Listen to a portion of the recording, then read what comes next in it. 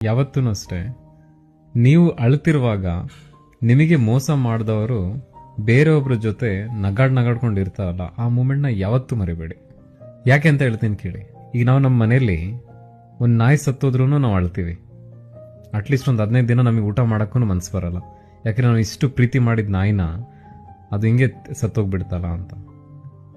ಹಾಗಾದ್ರೆ ಆ ಮನುಷ್ಯ ನಿಮ್ಮ ಜೊತೆ ಅಷ್ಟು ಪ್ರೀತಿ ಮಾಡಿ, ನಿಮ್ಮ ಜೊತೆ ಪ್ರೀತಿ ನಾಟಕ ಮಾಡಿದಾರ, ನಿಮ್ಮ ಜೊತೆ ಇದ್ರ ಏನೋ ಗೊತ್ತಿಲ್ಲ, ಬಟ್ ನಿಮ್ನ ಮೋಸ ಮಾಡಿ ಇಲ್ಲ ನಿಮ್ನ ಬಿಟ್ಟೋಗಿ ಅವ್ರು ಸಡನ್ ಆಗಿ ಅಲ್ಲಿ ಹೇಗೆ ಖುಷಿಯಾಗಿರಕ್ ಸಾಧ್ಯ?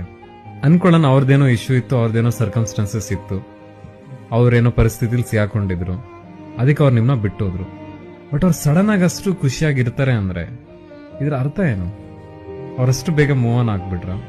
ಅಷ್ಟು ಬೇಗ ಅವ್ರಿಗೆ ಹೊರಗೆ ಬಂದ್ಬಿಟ್ರ? ಇಲ್ಲ, ಇಷ್ಟು ದಿನ ಮಾಡಿದ್ದೆಲ್ಲ ನಾಟಕನೇನ? ಸೊ ಆ ಮೂಮೆಂಟ್ ನೀವು ಯಾವತ್ತು ನೋಡ್ತಿರಲ್ಲ, ಅವತ್ತು ನೀವು ದುಃಖ